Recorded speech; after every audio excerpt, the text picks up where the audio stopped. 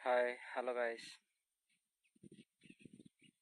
ମୁଁ ଆପଣମାନଙ୍କୁ ଅନ୍ତାଲଗୁଡ଼ା ନ୍ୟୁ ପାର୍କଟି ଦେଖାଇବି।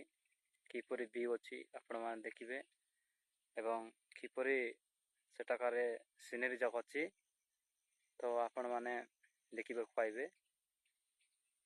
ଏବଂ ନବବର୍ଷ ବା କୌଣସି ପିକନିକ୍ ଆସୁଛନ୍ତି ତାହେଲେ ଅନ୍ତାଲଗୁଡ଼ା ପାର୍କରେ ଯାଆନ୍ତୁ ବା ଆସନ୍ତୁ, ଦେଖିବେ। ସେଠାରେ ମସ୍ତ ଭିୟୁ ଅଛି। ଆପଣମାନଙ୍କୁ ଯଦି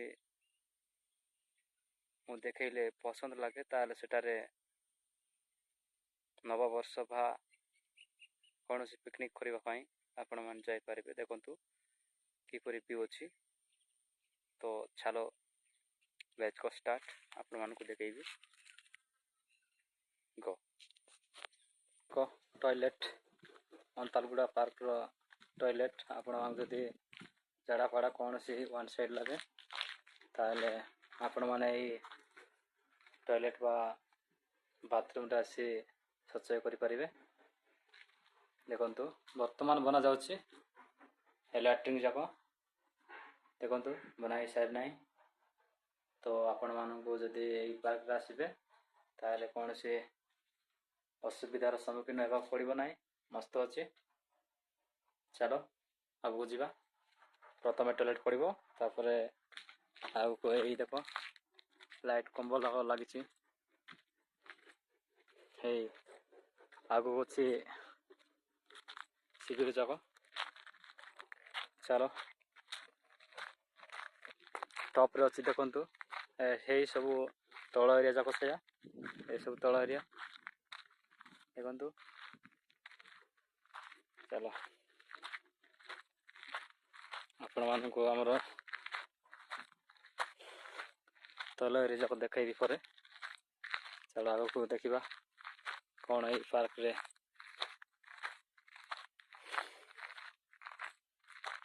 ଦେଖାଯାଉଛି। ଦେଖିବା ଆଗରେ ଏଇ ଘର ପଡ଼ିଲା, ଏଇ ଗୋଟେ ଶିବିର।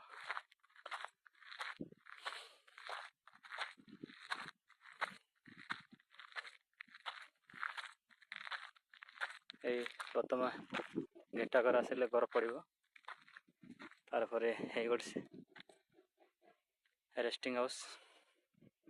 ଆଉ ଏଇ ଦେଖ ଏଇଟା ଗୋଟେ ରେଷ୍ଟିଂ ହାଉସ୍। ଚାଲ ପାଖକୁ ଯାଇ ଦେଖିବା।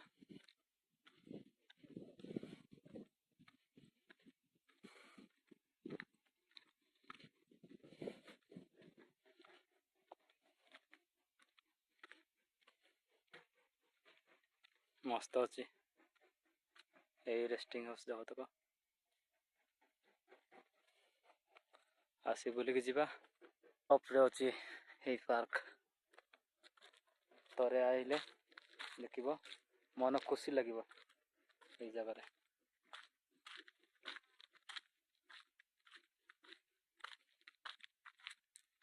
ଯେ ଆପଣମାନଙ୍କୁ ତଳ ଏରିଆ କେମିତି ଅଛି ଦେଖାଇବୁ। କେତେ ଟପ୍ରେ ଆସି ଏଠାକାରେ ବୁଲି ପାରିବା ବା ଦେଖିବେ କେତେ ଟପ୍ରେ ଆସିଛୁ ଆମେ। ମୁଁ ଏକା ହିଁ ଆସିଛି, ବ୍ଲଗିଂ କରୁଛି, ଦେଖିପାରିବେ।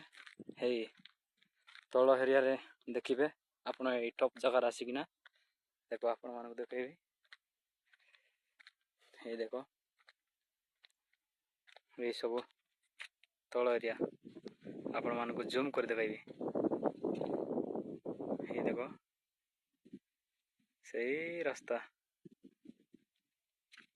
ଦେଖିପାରିଲେ କେତେ ଟପ୍ରେ ଆସିଛୁ ଆମେ। ସେ ସବୁ ତଳେ ଦେଖାଯାଉଛି। ଦେଖନ୍ତୁ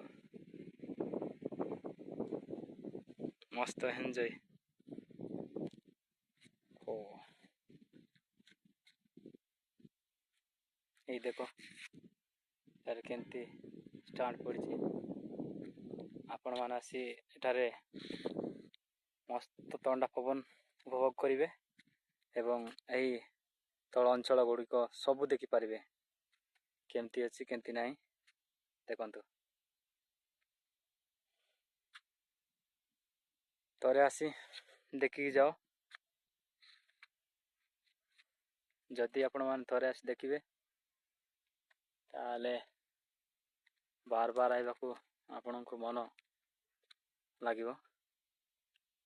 ବହୁତ ଟପ୍ରେ ଅଛି ଅନ୍ତାଲଗୁଡ଼ା ପାର୍କ। ଏବେ ଏଇଟା ସମ୍ପୂର୍ଣ୍ଣ ଭାବରେ ତ ବନା ହେଇନାହିଁ ତା। ଯଦି ସମ୍ପୂର୍ଣ୍ଣ ଭାବରେ ବନା ହେଇଯାଏ ଦେଖିବ ବହୁତ ଲୋକ ଏଠାକାର ଆସିବେ। ହେଇ ଦେଖ।